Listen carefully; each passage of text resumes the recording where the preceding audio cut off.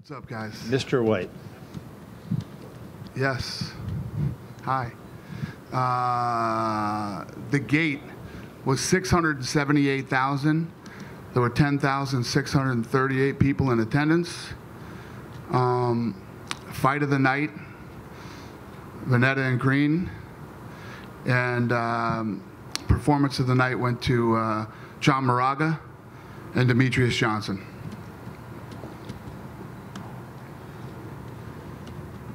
What's up? I want to ask you, first of all, your emotion about the night. You know, it was a great opening that you guys did, and your speech was obviously very good. And I wonder, like, do you think the fighters reacted to that? Do you think it had an impact on the event itself?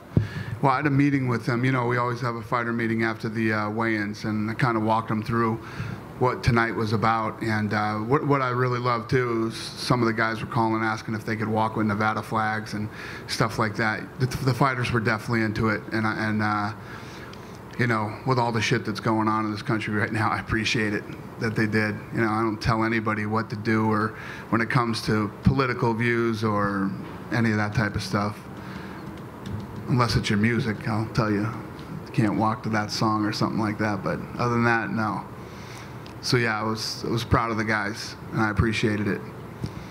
What was your thought process on going ahead with the event as opposed to saying it's not time to have an event like this this close to such an event? It's always time. It's always time to have an event. You can't let a coward determine, you know, how everybody else is going to live their life. This type of stuff is happening all over the world now. This is the world we live in, and you just can't back down to this kind of stuff. This thing is so crazy and so weird. It's been driving me nuts for you know, the entire week. You know, no motive, nothing makes sense. You know, the guy's 64 years old and carried all this stuff up there and did it. You know, Tom Petty just died at 66, and this was a guy fucking superhuman 64-year-old. It's just crazy. I'm trying not to think about it anymore, but you know, I've been saying all week, I'm really proud of this city and how everybody's reacted to this thing, from the first responders to the people that were just there helping other people, and then you guys, honestly, well, maybe some of you do, being in the journalist business, you know, companies are fucking cheap, man, and everybody will look for an excuse to not put money into something. And the way that the big guys stepped up in this town and threw in money.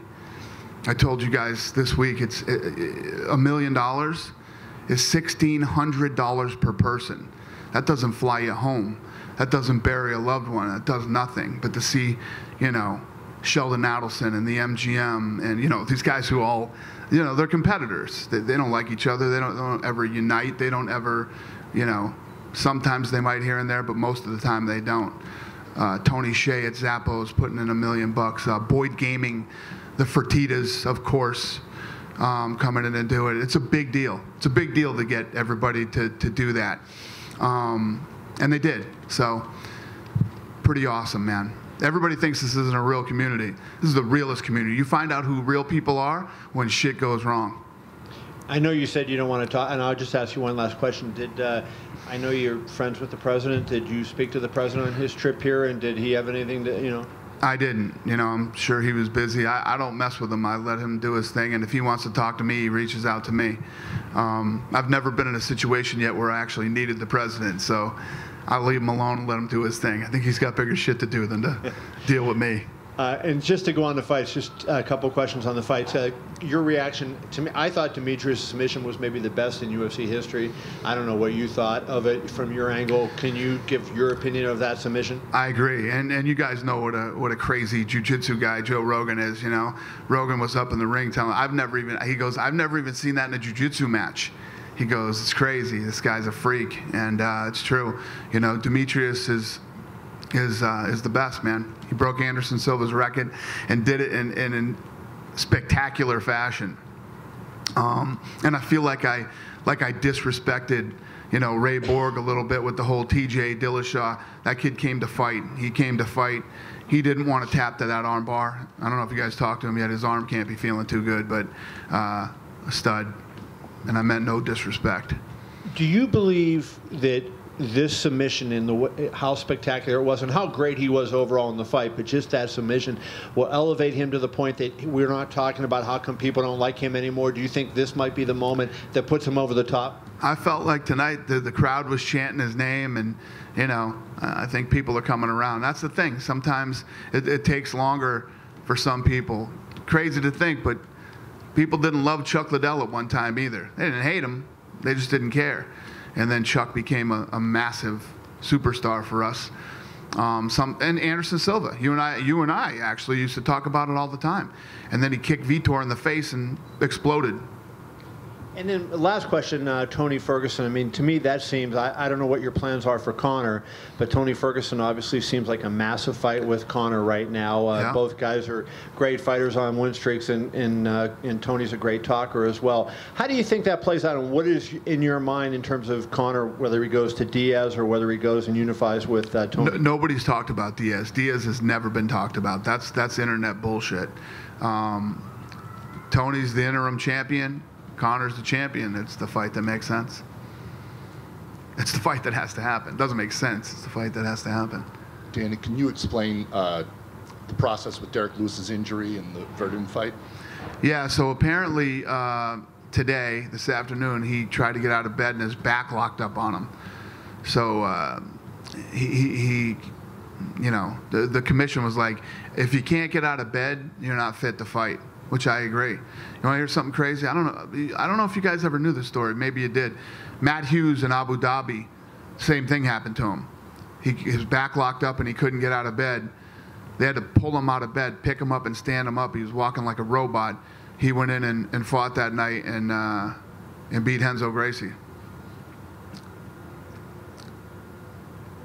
I'm not trying to make Derek Lewis look like a puss or anything. I'm just saying it popped in my head.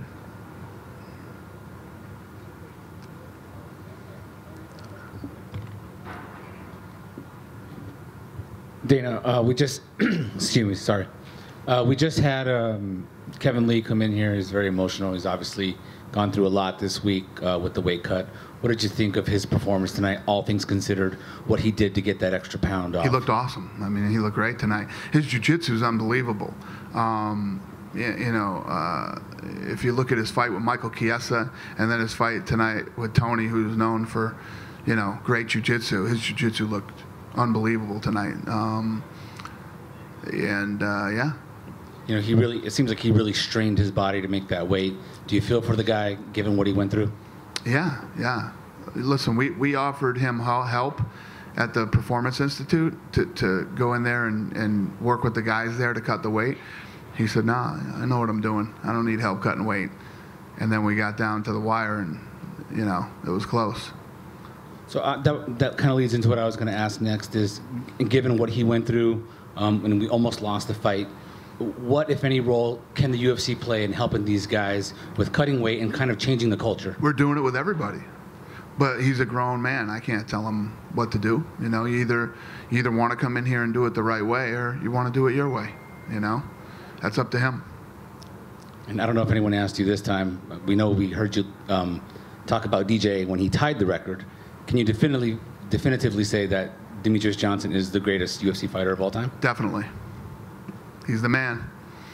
He broke Anderson Silva's record, and it almost seems like in that last round he knew he was going to do it, and he knew how he was going to do it. It was pretty impressive. I don't know if I just said this or not. I'm tired, but Matt Hume, we were talking about how awesome it was, and he goes, he does it in the gym all the time. That's like his move. He does that all the time. It's crazy. Saw something surface as well that perhaps you're getting close to Holly Holm and Chris Cyborg. Is that close to happening? Yeah. I think we'll get it done. Do you know when? How close? No. Are you shooting for December 30th, last fight of the... We'll see what happens. It's not done yet. I can never predict what's going to happen, but I think we'll get it done. Thank you. Soon. What's up, buddy? Hey. Have you talked to Conor about what he's going to do next and when he's going to fight next? I mean, is the December thing likely, or is it not likely at this point? Not yet. We haven't talked to. We didn't specifically talk about it, but yeah, we talked about it kind of. He wants to fight again this year. he does want to fight again this year. So he went and partied in Ibiza for a while, and went back home for a while, and you got to let him blow off some steam, and then we'll figure it out. And from what you've seen from Tony, especially tonight, what do you like about that fight so much? Do you think that fight will, be another Conor record seller?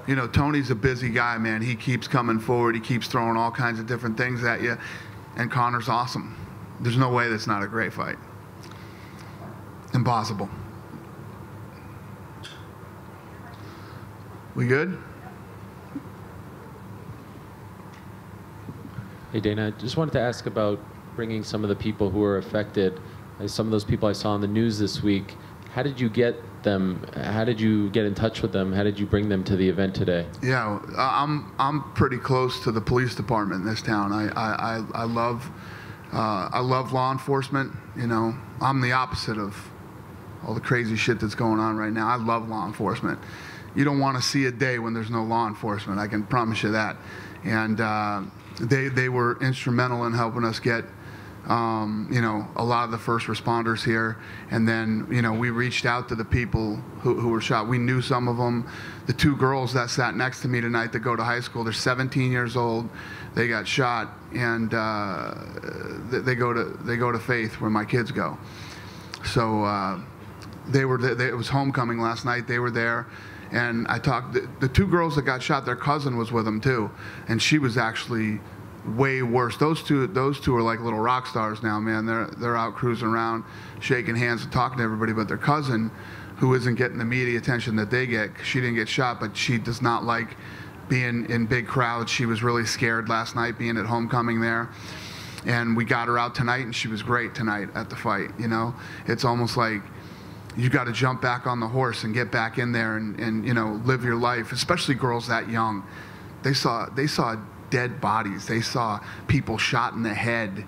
They were shot at. They were shot. I mean, that's tough to overcome when you're that young, And just curious, where were you on Sunday when this happened, and how did it, did you stay up all night watching? How did it affect you? I was home, and I turned on the TV at about 10 minutes after 11 and started to watch this thing unfold, and I stayed up all night watching it. It was fucking crazy, man. It's crazy when you watch this stuff and it's 10 minutes down the street from your house. Yeah, it was crazy. But it was weird. I got very little sleep. I woke up the next day, but it's almost like I knew exactly what I had to do, and I started. And historically, you haven't played the anthem or anything like that at events. One other time. 33, 9/11. right? Yeah, UFC 33. How did you come to the conclusion of wanting to play that? And Everlast told us that he didn't feel comfortable singing the anthem because of a verse, so he pitched you the idea of the Star-Spangled Banner. Is that accurate? Yeah, it was a great idea. What he said was, I love the national anthem like anybody does, but it's controversy right now. We don't need controversy. We need unity. This is what I want to sing. And I said, dude, that's a great idea. I love it. And 35 minutes later, he sent me a text message with that version on my phone, and I listened to it, and I was like, love it. Let's do it. Thank you. Yep. Thank you, guys. Hey, and what's up? You want to ask something? Yes, sir. And thanks for coming and covering tonight, man. A lot of people get scared, and this is what we have to do. We have to get back out and get on the horse. Go ahead. Sir, with all due respect, I know that you've been opposed to introducing new weight classes, but given what happened yesterday with Kevin Lee, there's many guys on the fringe, such as Kevin Lee, that could probably thrive in a 165 or 175 division. Does it change your stance on that issue whatsoever? No, Kevin Lee could have cut weight the right way. He could have gone into the performance. It's all free. It's all available to him. There's no more, I can't afford to do it right. Cost you nothing.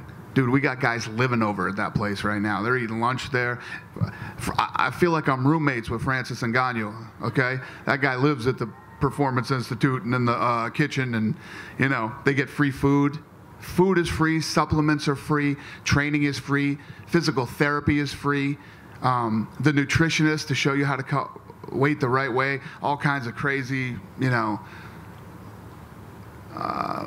up to date things that tell you where you're at. It's all a science, and we hired the best people in the world and have the best facility in the world, and they can use it anytime they want. He chose not to, and this is where we're at. How do I get an invite? But even with, we've seen an unprecedented number of interim titles in the last few years, and sometimes they, they're success stories like in the featherweight division or the heavyweight division in the past. But right now, we have 2 belts in the lightweight division, and I understand what you're trying to do is unify them, and that's obviously what we all want. But historically, with Conor, I mean, it seems more likely that, that if this was a 165 title, it would get defended before the 155 gets unified. If there was a 165-pound belt, it would be what? Say that again? So I understand the reason you're opposed to it, you don't want a situation like boxing where it's convoluted, you have too many belts. But right now in the lightweight division, you have 2 belts. And based on Conor's past history and, this whole entire year as an example, I feel that if this was a 165 belt that Tony has, that it would be defended before the 155 gets unified. I understand you're trying to unify it as soon as possible, but worst case scenario, if it doesn't, it holds, you still have 2 belts in the division. You lost me, but yeah, So, here's the thing. Here's the thing. fair enough. Conor, this Floyd thing popped up. It popped up. The thing that the interim belts are good for is you don't clog up the division. You don't have guys sitting around waiting to whatever. Tony deserved it.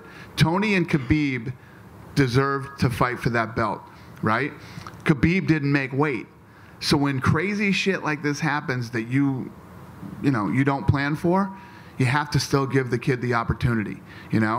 Tony accepted the fight, and now we have an interim champion.